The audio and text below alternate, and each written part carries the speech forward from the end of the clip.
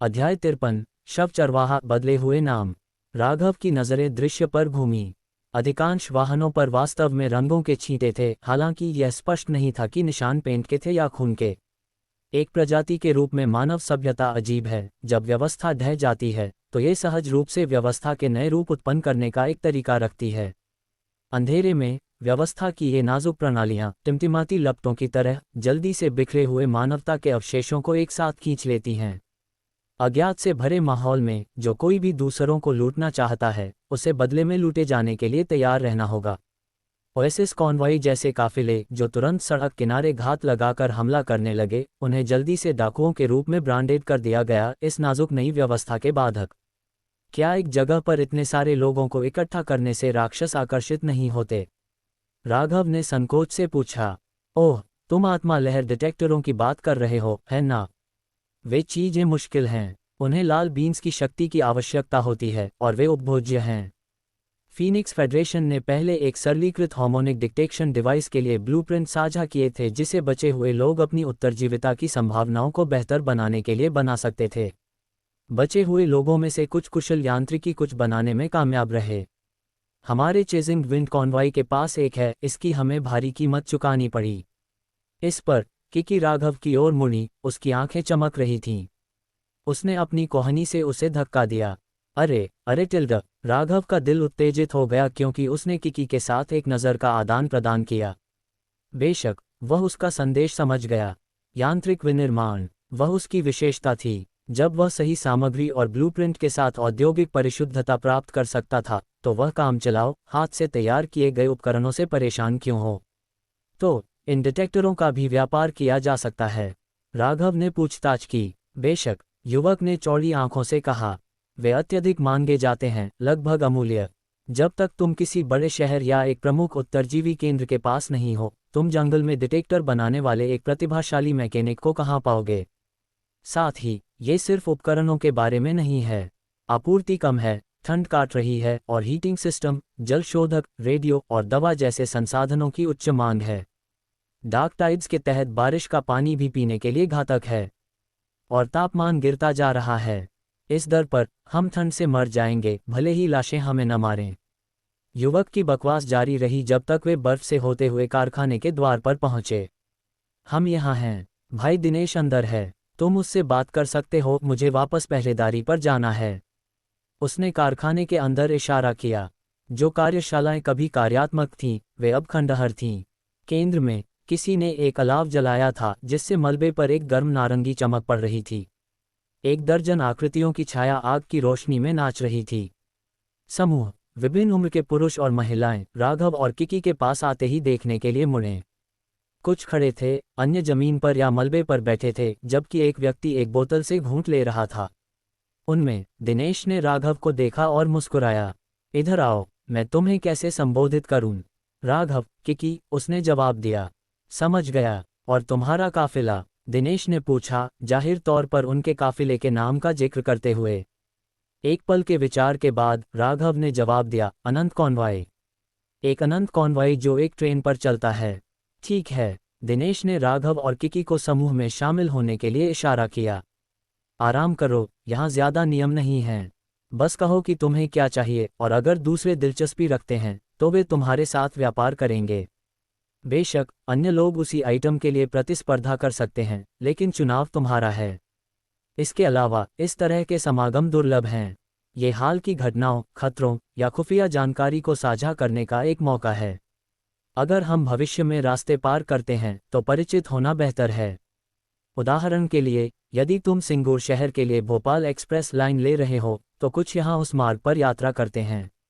अन्य लोग अल्मोड़ा या जिंक सिटी की ओर बढ़ते हैं, जबकि हम सभी पूर्व की ओर बढ़ रहे हैं। मार्ग अलग हैं। राघव ने सिर हिलाया। मैंने सुना है कि तुम एक ट्रेन चला रहे हो, दिनेश ने कहा, और इससे पहले कि राघव जवाब दे पाता, 30 के दशक की एक छोटे बालों वाली महिला बोल पड़ी। सुमी, बिगफुट कॉन्वॉय से उसने खुद का परिचय दिया। इससे पहले कि वह जारी रखती, बुरा मत मानना, लेकिन हमने कुछ दिन पहले दालुओ पर्वत के पास भारी उपकरण ले जाने वाली एक संघीय ट्रेन देखी थी। ऐसा लग रहा था कि वे एक भयानक क्षेत्र या एक प्रमुख भयानक इकाई से निपटने के लिए जा रहे थे। यदि तुम भोपाल एक्सप्रेस लाइन से यात्रा कर रहे हो तो तुम उस क्षेत्र से गुजर सकते हो, इसलिए सावधान रहना। राघव की अभिव्यक्ति थोड़ी बदल गई। समझ गया, धन्यवाद। सुमी की चेतावनी ने उसे अलाव समूह की ओर अपनी रक्षा कम करने के लिए प्रेरित किया। उसने उसके प्रति थोड़ी सद्भावना भी महसूस की। ठीक है, चलो जारी रखते हैं। दिनेश का लहजा गंभीर हो गया क्योंकि उसने राघव को संबोधित किया। चूंकि हमारे पास यहाँ एक नया चेहरा है, मैं कुछ महत्वपूर्ण जानकारी दोहराऊंगा। ये अपडेट जीवन और मृत्यु के बीच का अंतर हो सकते हैं। वे वही कारण है जिसके लिए हम इस तरह से इकट्ठा होने का जोखिम उठाते हैं। सुमी की खुफिया जानकारी के अलावा 2 प्रमुख अपडेट हैं। सबसे पहले, पिंग आज झील, पहाड़ों, आरामबाग स्टेशन और दालुओ पर्वत के आसपास एक भयानक 1542 आवृत्ति की सूचना मिली है। यहाँ के 3 काफिलों को रात में ये प्राप्त हुआ और लोगों के लापता होने की रिपोर्ट मिली है। हमें संदेह है कि यह भयानक क्षेत्र से जुड़ा हुआ है जिसका सुमी ने जिक्र किया। लापता लोग, तुम्हारा मतलब उन लाल बीन्स से संशोधित रेडियो से है? किकी ने पूछा। उसकी जिज्ञासा बढ़ गई। दिनेश ने सिर हिलाया। बिल्कुल, तुम्हें एक लेना चाहिए। इसके बिना तुम अन्य काफिलों या अधिकारियों से महत्वपूर्ण चेतावनी और खुफिया जानकारी चूक जाओगे। यदि तुम लाल बीन्स चाहते हो तो यहाँ बहुतों के पास हैं। बाद में एक के लिए व्यापार करो। और खुफिया जानकारी का दूसरा टुकड़ा? राघव ने पूछा। दिनेश ने गहरी सांस ली, एक भयंकर नज़र से राघव को देखते हुए। अथाह क्षेत्र संख्या 3 के भीतर ध्रुवीय रात में शव चरवाहों को देखा गया है। जैसे ही शब्द उसके मुंह से निकले, तापमान 1 डिग्री गिर गया। हालांकि अन्य काफिला नेताओं ने पहले ही यह सुन लिया था, उनके चेहरे फिर से अंधेरे हो गए। शव चरवाहे, राघव ने भान से कुड़ी। एक स्पष्ट ठंडक उसकी रीढ़ की हड्डी से नीचे दौड़ गई। हाँ, क्या वे मानव हैं? किकी ने भान सिकोड़ते हुए पूछा। दिनेश ने सिर हिलाया। कोई नहीं जानता। सभी रिपोर्ट काले आवृत्ति चैनलों से आती हैं जो आसपास के क्षेत्रों से प्रेषित होती हैं। उसने आग के पार एक मध्यम आयु वर्ग के व्यक्ति की ओर इशारा किया। हमारा चेजिंग विंड कॉन्वॉय और उनके ब्लैक स्वॉर्ड राइडर्स अभी अभी ध्रुवीय रात से बचे हैं। हमने काले आवृत्ति पर उन भयंकर विलापों के फेडरेशन के विवरण को सुनने की पुष्टि की। कहा जाता है कि यह एक शव चरवाहे के आगमन की घोषणा करता है। भयंकर विलाप। राघव का दिल उछल गया।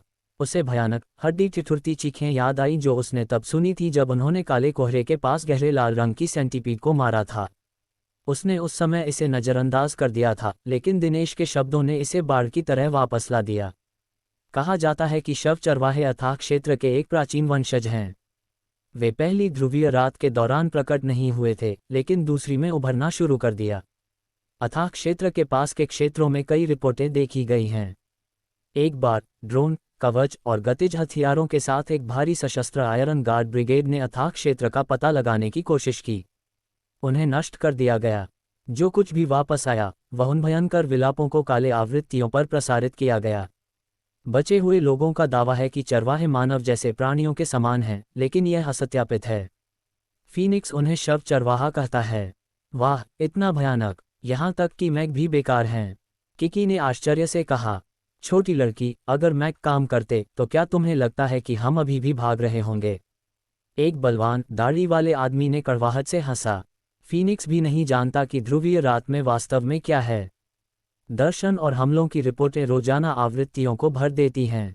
क्या तुमने कभी एक जेलीफिश देखी है? एक जेलीफिश में इतना डरावना क्या है? किकी ने भान से कुड़ी। मेरा मतलब है एक पहाड़ के आकार का, आदमी ने गंभीरता से कहा, ऊपर इशारा करते हुए। और वह आकाश में है। पिंग आज झील के पास बचे हुए लोगों ने कथित तौर पर इसे देखा है, सुमी ने जोड़ा। उसका चेहरा पीला पड़ गया। ये भयानक है। राघव की अभिव्यक्ति गहरी हो गई। एक पहाड़ के आकार की जेलीफिश। क्या तुम इसे एक प्रमुख भयानक इकाई कहते हो? हाँ, दिनेश ने गंभीरता से पुष्टि की। अंधेरा सभी प्रकार की भयानकताओं को छुपाता है। कीड़े और राक्षस एक बात हैं, असली खतरा अकथनीय वाले हैं। अकथनीय। समूह का ध्यान राघव की ओर मुड़ा। उनकी नज़रें बेचैनी से भरी हुई थीं। दिनेश ने धीमी आवाज में जवाब दिया। जैसे भूत। एक अचानक ठंडक क्षेत्र से गुजर गई। अलाव टिमटिमाया, उसकी लपटें सिकुड़ गईं और अंधेरा उनके चारों ओर दबाव डाला, हवा को एक दमनकारी चुप्पी से दमित कर दिया। अध्याय 54। यांत्रिकी में कुछ हद तक कुशल बदले हुए नाम। चटक चटक। विशाल परित्यक्त कारखाना वीरान महसूस हो रहा था। अलाव में जल रही सूखी लकड़ी के ढेर के चारों ओर 1 दर्जन से अधिक लोग इकट्ठे थे। वातावरण ठंडा और गंभीर था। सिकुड़ती हुई लपटों ने सूखी लकड़ी को निगल लिया, चटकने लगी क्योंकि वे अंततः फिर से मजबूत हो गईं, ठंडी हवा के माध्यम से गर्मी फैला रही थीं। फू, किसी ने चुपचाप बर्फीली हवा का एक सांस छोड़ा। किकी ने राघव की आस्तीन पकड़ रखी थी, उसकी आंखें बेचैनी और डर से भरी थीं। तुम्हारा भूत से क्या मतलब है? यह ज़ोंबी या उन भयानक प्राणियों से कैसे अलग है? राघव ने पूछा। मुझे नहीं पता, बस यही है कि इन घटनाओं के साथ अक्सर अलौकिक घटनाएं होती हैं, जैसे 1542 रेडियो स्टेशन जिसका हमने अभी उल्लेख किया है। राघव ने अपनी भौहें कसकर सिकुड़ी। अलौकिक घटनाएं, बस उनके बारे में सुनकर ही उसकी रीढ़ में झुरझुरी दौड़ गई। चुप्पी को भांपते हुए दिनेश ने स्थिरता को तोड़ा।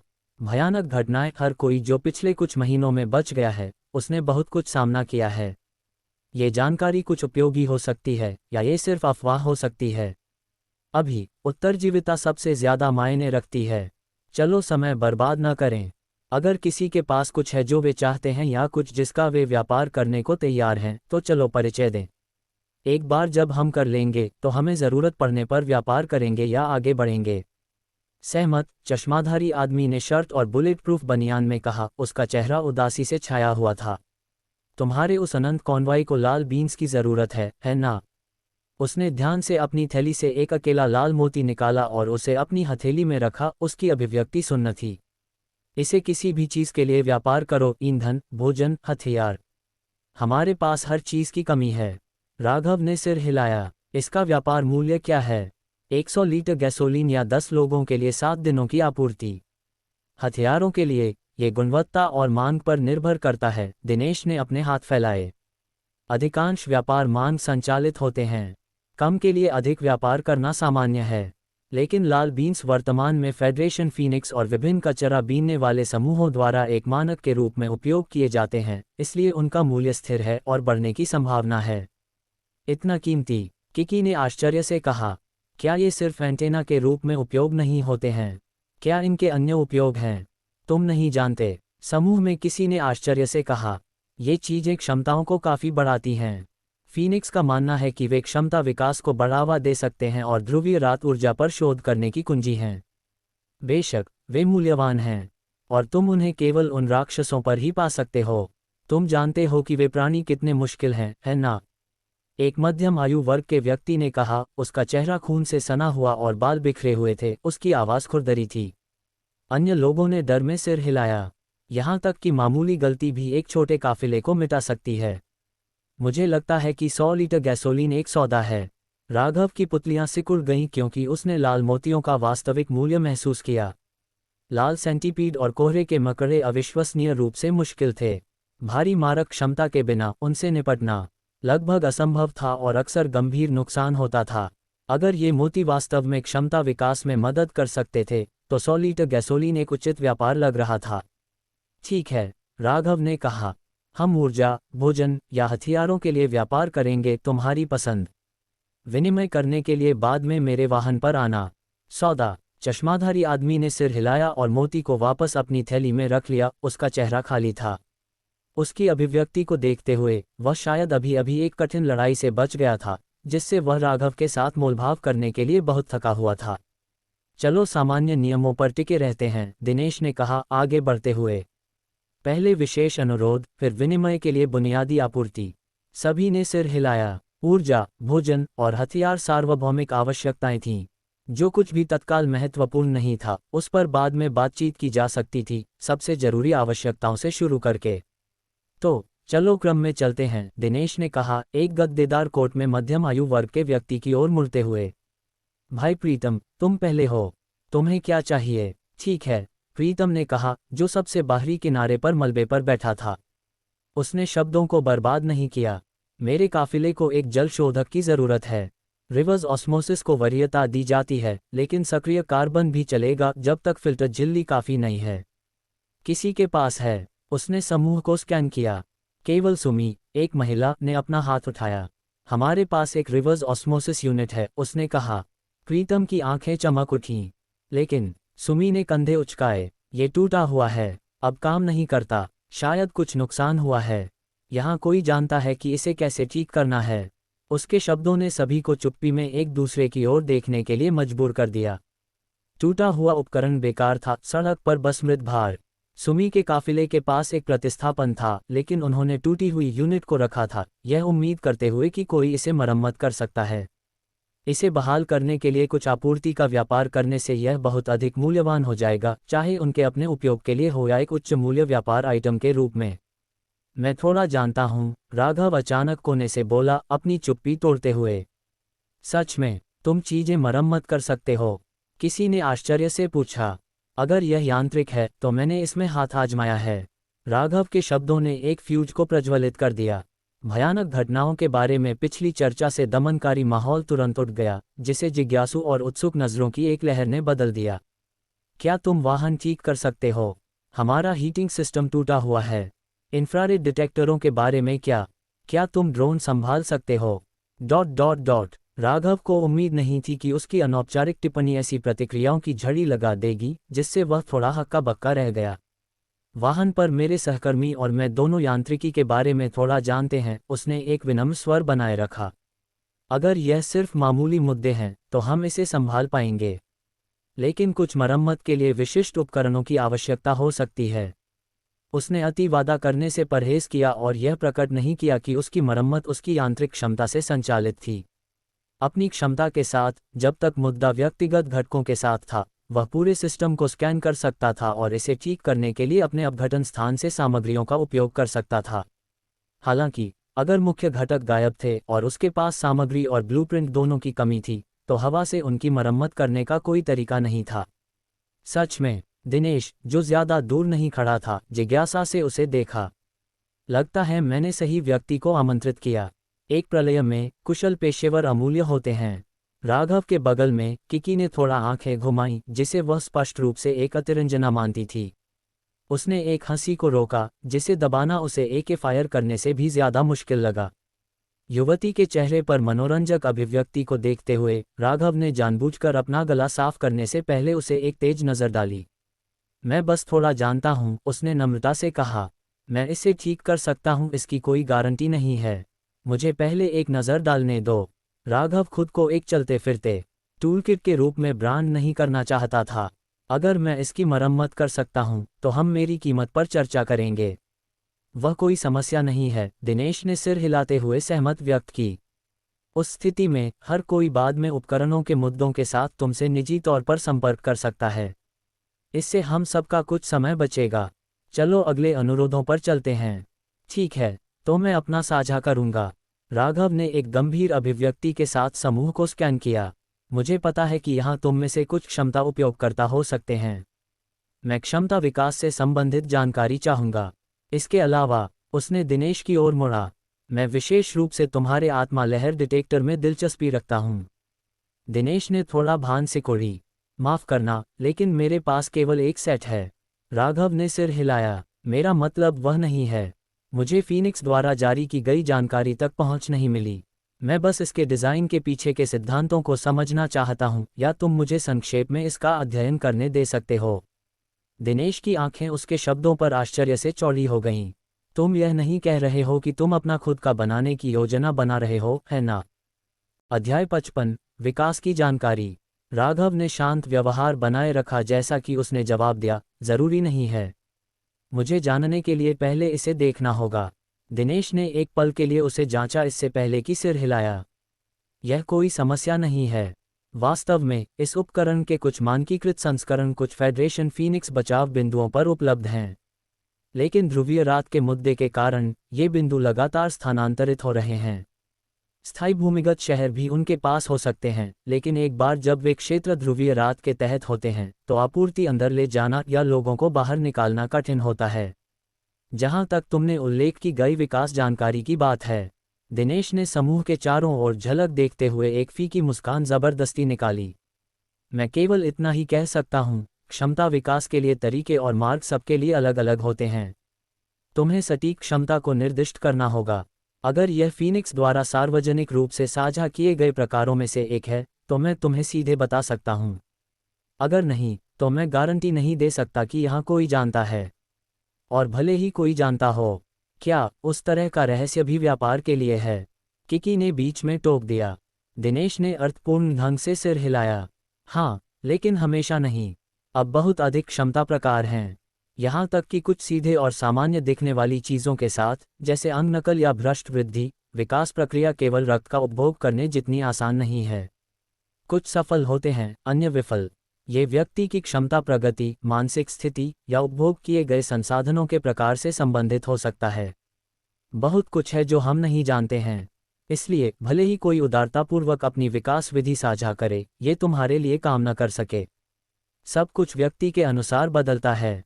और एक और बात, दिनेश ने एक इशारा करते हुए जोड़ा, भले ही कोई तुम्हें बताए, तुम्हें कैसे पता चलेगा कि यह सच है। राघव की अभिव्यक्ति थोड़ी बदल गई। ऐसा लग रहा था कि क्षमता विकास जितना उसने कल्पना की थी, उससे कहीं अधिक जटिल था। यहाँ तक कि समान क्षमता वाले लोगों के लिए भी विकास पथ भिन्न हो सकता है। कोई पूरी तरह से संयोग से सफल हो सकता है, लेकिन ये पता लगाने में असमर्थ हो सकता है कि क्या काम किया। जब तक कोई बड़ा संगठन व्यापक डेटा संग्रह, परीक्षण और प्रयोग नहीं करता, सुनी सुनाई जानकारी अविश्वसनीय हो सकती है, जिससे सच्चाई और झूठ के बीच अंतर करना कठिन हो जाता है। राघव ने मन ही मन आह भरी। उसकी मैकेनिकल हॉट क्षमता में अपग्रेड के लिए एक स्पष्ट पथ था, लेकिन इसकी लड़ाई क्षमता इस समय अपेक्षाकृत कमजोर थी। उसका लक्ष्य स्वकवच था। यदि अवसर मिला तो वह आयरन मैन जैसा कुछ बनने की कल्पना कर सकता था। आखिरकार लोंगुओ के स्टारफ्लीट के पास पहले से ही पूर्ण शरीर एक्सोस्केलेटन तकनीक थी। दुर्भाग्य से राघव के पास ऐसी तकनीक तक कोई पहुंच नहीं थी, केवल पुरानी मीडिया रिपोर्टों और किकी के अनौपचारिक उल्लेखों से इसके बारे में सुनता था। उन्नत एआई सिस्टम को छोड़ दें, हालांकि अगर वह कभी लड़ाई एआई विकसित कर सकता। उसने अपने भटकते विचारों को रोका। मेरे पास एक सहकर्मी है जिसके पास एक शारीरिक संवर्धन क्षमता लगती है, असाधारण ताकत। अगर किसी के पास प्रासंगिक जानकारी है तो मैं इसके लिए व्यापार करने को तैयार हूं। राघव ने बिग टॉवर की क्षमता के साथ पानी का परीक्षण करने का फैसला किया। जहां तक जानकारी की सच्चाई की बात है, वह केवल अपने निर्णय पर भरोसा कर सकता था। अगर इसने बिग टॉवर या किकी को उनकी क्षमताओं को विकसित करने में मदद की, तो यह उनकी छोटी टीम की उत्तरजीविता की बाधाओं में काफ़ी सुधार करेगा। उसने किकी की टेलीकिनेटिक क्षमता का उल्लेख करने से बचा, डर था कि यह बहुत अधिक ध्यान आकर्षित करेगा। हालांकि सतह पर हर कोई दोस्ताना लग रहा था, कुछ पत्ते पास रखना समझदारी थी। शारीरिक संवर्धन क्षमता, मैंने इसके बारे में सुना है, सुमी, पहले की महिला, ने कहा। लेकिन मुझे नहीं पता कि यह सच है या उपयोगी। माना जाता है कि ऐसी क्षमता को अत्यधिक सघन रक्त ऊर्जा को अवशोषित करने और विकसित होने के लिए मृत्यु के निकट अवस्था में होने की आवश्यकता होती है। बोलने के बाद उसने कंधे उचकाए। मैं बस वही साझा कर रही हूं जो मैंने सुना है। इसके मूल्य का न्याय करना तुम्हारे ऊपर है। मैं इसके लिए व्यापार की तलाश में नहीं हूं। उसका सतर्क लहजा ऐसे मामलों में शामिल जीवन और मृत्यु के दांव को दर्शाता है। राघव और किकी दोनों ने भान से कुड़ी। मृत्यु के निकट अवस्था, ये जानना अभी भी उपयोगी है, एक 50 के दशक के व्यक्ति ने गंभीर अभिव्यक्ति के साथ कहा। चाहे वह फीनिक्स की घोषणाओं से हो या घुमंतु लोगों के बीच अफवाहों से, लगभग सभी क्षमताओं में विकास के लिए 3 चीजें शामिल होती हैं: एक विशिष्ट संसाधन, शारीरिक या मानसिक स्थिति में एक परिवर्तन, और शर्तों का एक विशेष सेट। बिल्कुल, दिनेश ने पुष्टि की। जो मैंने देखा है उससे कोई भी क्षमता आसानी से विकसित नहीं होती है। मैं समझता हूँ, राघव ने सिर हिलाया, समूह को एक आभारी नज़र पेश करते हुए। उसने उस रात चिराग के मामले के बारे में सोचा। ये सीधा लग रहा था, लेकिन अगर विकसित होने के लिए आपको ज़ोंबी को आपको मौत के घाट उतारने देना ज़रूरी था, जबकि शुरुआती चरण की क्षमताएं मुश्किल से प्रकट होती थीं, तो कौन स्वेच्छा से ऐसे जुए के लिए खुद को खून देगा? ठीक है, चलो आगे बढ़ते हैं, दिनेश ने कहा, राघव को गहरे विचारों में देखते हुए। उसने अगले व्यक्ति को उनकी ज़रूरतों को साझा करने के लिए इशारा किया। इस बीच राघव और किकी एक कोने में झुके फुसफुसा रहे थे। लाल बीन्स, आत्मा लहर डिटेक्टर, हमें उन्हें सुरक्षित करने में सक्षम होना चाहिए। लेकिन क्षमता विकास इतना सरल नहीं लगता। मुझे लगता है कि तुम ज्यादा सोच रहे हो, किकी ने एक चालाक मुस्कान के साथ कहा। जब तक सूचना प्रवाह जारी रहता है, इस तरह के रहस्य अंततः सामने आएंगे। क्या मैंने नहीं कहा कि एंजल प्रोजेक्ट सक्रिय रूप से इस पर शोध कर रहा है? मुझे हैक करने के लिए एक और शॉट दो ही। राघव ने उसकी शरारती नज़र पर मुस्कुराया। तुम कैसे हैक करोगी? एक रेडियो प्रसारण के माध्यम से? हे, किकी की आंखें चमक उठीं। जरा सोचो, भोर परियोजना कभी एक फेडरेशन की संपत्ति थी। इसमें कक्षीय उपग्रह लिंक होने चाहिए, शायद ढेर सारा उपयोगी डेटा। और क्या भूमिगत शहर संख्या 9 दालुओ पर्वत के पास नहीं है? क्या हमें कुछ योजना बनानी चाहिए? कुछ योजना बनाना। ये वाक्यांश राघव को अजीब लगा, लेकिन उसका विचार उसे आकर्षित कर गया। किकी के पास अभी भी भोर परियोजना से स्तर 2 निवेशक की स्थिति थी, एक शीर्ष श्रेणी नागरिकता से भी अधिक मूल्यवान खिताब। साथ ही दालुओ पर्वत के उत्तरी तलहटी के पहाड़ी क्षेत्र के माध्यम से उनका मार्ग उन्हें अवसर पर विचार करने के लिए पर्याप्त करीब लाया। एक आधिकारिक भूमिगत शहर, अन्य खजानों को अलग रखते हुए, इसके उन्नत इलेक्ट्रॉनिक्स और संचार प्रणाली ही अमूल्य थे। दिलचस्पी है? किकी ने पूछा, उसकी उत्सुक अभिव्यक्ति मुश्किल से नियंत्रित थी। मैं एक शीर्ष श्रेणी नागरिक से अधिक मूल्यवान हूँ, तुम्हें पता है टिल्ड। मैं विचार कर रहा हूँ, राघव ने एक गहरी सांस लेते हुए कहा। लेकिन एक समस्या है। वह क्या है? क्या तुम भूल गई कि उन्होंने पहले क्या कहा था? दालुओ पर्वत क्षेत्र में एक भयानक क्षेत्र, एक प्रमुख इकाई, ध्रुवीय रात की लहरें और शव चरवाहे हो सकते हैं। क्या हमारे पास उसके लिए समय है? उस पर किकी का उत्साह जम गया। उसका चेहरा गिर गया जैसा कि उसने घबराकर पीछे हट गई। ओह ठीक है, उसके बारे में। लेकिन मुझे किसी बात पर जिज्ञासा है। जब से प्रलय का दिन शुरू हुआ है, भोर परियोजना के बारे में कोई आधिकारिक घोषणा कभी नहीं हुई है। यहाँ कोई भी नहीं जानता कि पास में ऐसी विशाल भूमिगत शहर परियोजना मौजूद है। क्या तुम्हें यह अजीब नहीं लगता? किकी ने उसके सवाल पर मुंह फुलाया और जवाब दिया, ये सरल है। सीमित संसाधनों और तंग समय सीमा के साथ, इस परियोजना ने शुरू से ही साधारण लोगों के जीवन को ध्यान में नहीं रखा। भूमिगत शहर में एक स्थान के लिए चुने गए प्रत्येक व्यक्ति को लक्षित निमंत्रण प्राप्त हुए और उन्हें सुरक्षित करने के लिए एक कीमत चुकानी पड़ी। ऐसी परियोजना को कभी भी सार्वजनिक रूप से कैसे घोषित किया जा सकता है? राघव ने उसके स्पष्टीकरण पर एक कड़वी मुस्कान दी। तो बात यह है, तथाकथित भोर परियोजना वास्तव में कुलीनों के लिए एक शरण थी। कोई आश्चर्य नहीं कि निर्माण के हर पहलू को गुप्त रूप से किया गया था। जब ध्रुवीय रात पहली बार बनना शुरू हुई, तो भोर परियोजना के बारे में जानकारी ज्यादातर सट्टा रिसावों से आई थी। दुनिया टूट रही है और वे अभी भी इतनी कुशलता से रहस्य रख रहे हैं। ये कुछ गंभीर सक्षमता है, राघव ने व्यंग्य से बुदबुदाया। इसलिए ध्रुवीय रात के बाद फेडरेशन सरकार ढह गई, किकी ने कंधे उचकाते हुए जोड़ा। लेकिन चूंकि मेरे पिता मुझे वहां लाए थे, इसका मतलब है कि भूमिगत शहर संख्या 9 पहले ही संचालन में था और लोगों के अंदर जाने के लिए तैयार था। राघव ने सोच समझकर सिर हिलाया। तो अब तक भूमिगत शहर संख्या 9 वास्तव में अब कोई आधिकारिक परियोजना नहीं है। ये पुरानी सरकार का एक अवशेष जैसा है, और यह नागरिकों के लिए खुला नहीं है। तुम्हारे अलावा हम में से कोई भी अंदर नहीं जा पाएगा। किसको परवाह है? अंदर का हर कोई पहले ही मर चुका हो सकता है। भले ही उत्तरजीवी हों, हम वहां भूमिगत नागरिक बनने नहीं जा रहे हैं, है ना? किकी ने शरारती ढंग से कहा, अपने हाथों को अपनी कमर पर रखकर। वे लोग आम लोगों को इंसान नहीं मानते हैं, तो हमें उनके साथ अच्छा व्यवहार क्यों करना चाहिए? राघव ने एक भान उठाई, फीकी मुस्कान के साथ उसे देखते हुए। तो तुम ये कह रही हो कि हमारा छोटा समूह एक विशाल भूमिगत शहर पर छापा मारने जा रहा है? ही, क्यों नहीं? किकी मुस्कुराए, एक जानकार मुस्कान के साथ उस पर एक भान घुमाते हुए। अंदर उन्नत तकनीक और गियर होना निश्चित है। एक विशाल भूमिगत शहर को रक्षा के लिए भारी मैक, ऊर्जा के लिए परमाणु शक्ति और शायद एक तारकीय प्रणोदन प्रणाली की आवश्यकता होगी। क्या तुमने नहीं कहा था कि तुम अपनी ट्रेन को स्ट्रेटोस्फीयर में भेजना चाहते थे? ये सही अवसर है। राघव ने उसकी उत्सुक अभिव्यक्ति को घूरा, क्षण भर के लिए हक्का बक्का रह गया। वह इससे इनकार नहीं कर सकता था, उसने जो कहा वह उसे लुभा रहा था। मैकेनिकल हॉर्ट वाले किसी व्यक्ति के लिए ग्रह की कक्षा तक पहुंचने की कोशिश करने से पहले ट्रेन को अपग्रेड करने का ये वास्तव में एक उत्कृष्ट मौका हो सकता है। ठीक है, राघव ने एक गहरी सांस के बाद कहा। जब हम वापस आएंगे तो हम विवरणों पर चर्चा करेंगे। चलो पहले यहाँ चीज़ों को लपेटने पर ध्यान केंद्रित करते हैं। हाँ, किकी ने उत्साह से खुशी मनाई। अलाव के पास 1 दर्जन से अधिक काफिलों के नेता अभी भी अपनी संसाधन आवश्यकताओं और मुद्दों पर चर्चा कर रहे थे। व्यापार को सुविधाजनक बनाने के लिए हर किसी ने आइटम की पेशकश की जिनकी दूसरों को जरूरत थी। 2 काफिलों ने तो अस्थायी रूप से विलय करने और एक साथ पूर्व की ओर भागने का भी फैसला किया। क्या आप भूमिगत शहर संख्या 9 तक पहुंचने के लिए कोई जोखिम भरा रास्ता देखते हैं, भले ही इसका मतलब उन खतरों का सामना करना हो जिनका उल्लेख किया गया है? अध्याय 56 मरम्मत 3 जिंगहुओ -26 अर्ध स्वचालित सामरिक राइफलें 120 राउंड गोला बारूद के साथ 10 लोगों के काफिले के लिए 5 दिनों तक भोजन या 80 लीटर गैसोलीन के लिए विनिमय की जा सकती थीं। फिर भी वही हथियार व्यापार में केवल 2 बक्से एंटीबायोटिक दवाओं के लायक थे। जैसे जैसे प्रलय लंबी खींचती गई, जल निस्पंदन प्रणाली, हीटिंग उपकरण और संचार उपकरण जैसी वस्तुओं का मूल्य बढ़ता गया।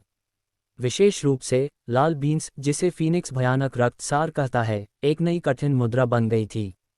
ध्रुवीय रात के निरंतर अतिक्रमण और इसके गुणों पर गहरे शोध के साथ इन लाल बीन्स का मूल्य बढ़ता रहा। वे डार्क टाइड्स में संचार को सुविधाजनक बना सकते थे, छायांकित दुनिया में झांक सकते थे, क्षमताओं को बढ़ा सकते थे और आत्मा लहर मूल्य को माप सकते थे, जिसने एक क्षेत्र के खतरे के स्तर को निर्धारित किया। इसमें कोई आश्चर्य नहीं था कि उन्हें इतना उच्च मूल्य दिया गया था। इस समय राघव विशेष रूप से आत्मा लहर डिटेक्टर पर हाथ डालना चाहता था। ट्रेन में ऐसा उपकरण जोड़ने से उन्हें रुकने के दौरान एक दिए गए क्षेत्र के जोखिम का आकलन करने की अनुमति मिलेगी, जिससे उनके आराम की अवधि के दौरान उनकी सुरक्षा में काफ़ी सुधार होगा। यह उसकी मैकेनिकल हॉट क्षमता की खोज के लिए उसके अधिक समय को भी मुक्त करेगा। जल्द ही अधिकांश काफिलों ने अपने व्यापार को स्थगित कर दिया था। बिना देरी किए लोगों ने अपने विनिमय शुरू कर दिए। क्षमा करें, मेरे दोस्त प्रीतम नामक एक मध्यम आयु वर्ग के व्यक्ति ने अत्यावश्यक अभिव्यक्ति के साथ राघव के पास संपर्क किया। साथ में छोटे बालों वाली और सक्षम दिखने वाली सुमी भी थी। अगर यह सुविधाजनक है तो क्या तुम उसके जल निस्पंदन प्रणाली पर एक नज़र डाल सकते हो? सुमी ने सिर हिलाया। अगर तुम इसे ठीक कर सकते हो तो मैं मुआवजा देने को तैयार हूं। पहले एक नज़र डालते हैं, राघव ने जवाब दिया, किकी की ओर मुड़ते हुए। किकी, बिग टॉवर को सहमत वस्तुओं को उस चश्माधारी आदमी के साथ उसके लाल बीन के लिए व्यापार करने के लिए लाओ। मिल गया। किकी मुस्कुराई जैसे ही वह विनिमय को संभालने के लिए चली गई। जैसे ही राघव परित्यक्त कारखाने से बाहर निकला, उसका स्वागत भारी हवा और बर्फ ने किया। बर्फ पर उनके बूटों की कड़वाहट ने रात की भयानक चुप्पी को तोड़ा। बाहर विभिन्न काफिलों के उत्तरजीवी ठंड से बचने के लिए मोटी परतें पहने हुए थे, हालांकि कुछ फटे कपड़ों में लिपटे हुए बर्फीली रात में दयनीय ढंग से कांप रहे थे। जैसे ही राघव पीछे पीछे चला, उसने काफिले के उत्तरजीवियों का सर्वेक्षण किया। उनके वाहन कीचड़ से ढके हुए थे। रात के आसमान के नीचे सूखे खून की धारियां अंधेरी हो गई थीं। आपूर्ति, पानी और बच्चों को ले जाने वाले वाहन केंद्र में समूहित थे, जबकि गार्ड, कुछ तेज आंखों वाले और अन्य खोखले चेहरे वाले, परिधि पर सतर्क खड़े थे। सुमी का काफिला छोटा था, जिसमें केवल 8 वाहन थे। उनमें से एक पिकअप ट्रक एक पानी की टंकी खींच रहा था। इसकी छत में धातु की चादर से बना एक कामचलाऊ वर्षा संग्राहक था। बारिश का पानी सीधे सेवन नहीं किया जा सकता, यहाँ तक कि उबालने के बाद भी नहीं। इसे पहले फिल्टर करने की आवश्यकता है, अन्यथा वाटर हीटर जल्दी से टूट जाते हैं और ऊर्जा का उपयोग तेजी से बढ़ता है। सुमी ने टैंक को थपथपाते हुए अपने लहजे को गंभीर करते हुए समझाया। बहुत अधिक बारिश का पानी पीना सिर्फ बैक्टीरिया संक्रमण से बुखार और दस्त का कारण नहीं बनता, ये भयानक मतिभ्रम और गंभीर मानसिक तनाव को प्रेरित कर सकता है। ये सच है, प्रीतम ने एक आह के साथ जोड़ा। हम 2 दिनों से पानी की तलाश कर रहे हैं। हम पहले कामचलाऊ जालों के माध्यम से इसे फिल्टर करने के बाद बारिश के पानी को डिस्टिल करते थे, लेकिन ये बहुत अधिक ईंधन लेता है। राघव चुपचाप भौं से कोड़ी। अनंत ट्रेन पर वे पहले के आपूर्ति रनों से बोतलों में बंद पानी पर भरोसा कर रहे थे। एक बार भी उसने इन मुद्दों पर विचार नहीं किया था, क्योंकि उसे फीनिक्स के प्रसारण प्राप्त नहीं हुए थे। अब जब उसने इसके बारे में सोचा तो उसे चिंता का एक दर्द महसूस हुआ। ट्रेन के प्राथमिक फायदे कार्गो क्षमता और मजबूत बचाव का मतलब था कि वह बड़ी मात्रा में संसाधनों को संग्रहित कर सकता था। लेकिन बोतलों में बंद पानी हमेशा के लिए नहीं चलेगा।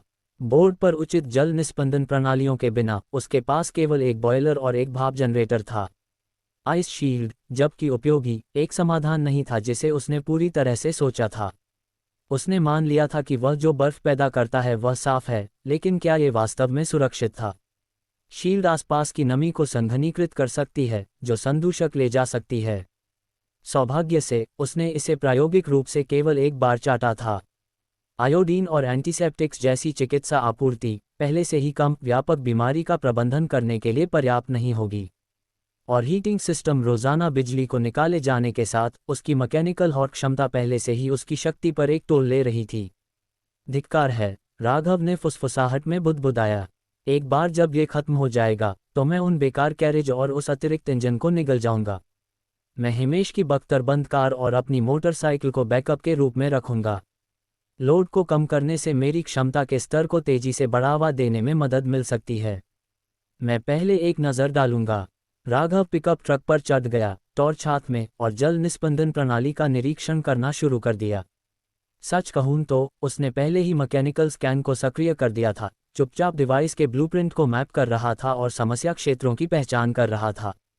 स्कैन पूरा हुआ। ब्लू स्काई के 93 रिवर्स ऑस्मोसिस जल शोधक के लिए ब्लूप्रिंट प्राप्त हुआ। कुछ ही क्षणों बाद छोटे जल शोधक का एक होलोग्राफिक ब्लूप्रिंट उसके इंटरफेस पर सामने आया। इतना सरल, उसने बुदबुदाया। लेकिन इसे पीवीसी फिल्टर झिल्ली सामग्री की जरूरत है। राघव ने भौं से कुड़ी। उसने जो अधिकांश वस्तुएं विघटित की थीं, वे धातु की थीं। अपनी विघटन क्षमता प्राप्त करने के बाद से उसने ज्यादा नागरिक मशीनरी या उपकरण खोजे नहीं थे। लगता है मुझे खोजने के लिए अधिक उपकरण की तलाश करनी होगी। भले ही यह ज्यादा ऊर्जा न दे, यह मुझे जरूरत की सामग्री प्रदान करेगा। ये कैसा है, कप्तान राघव?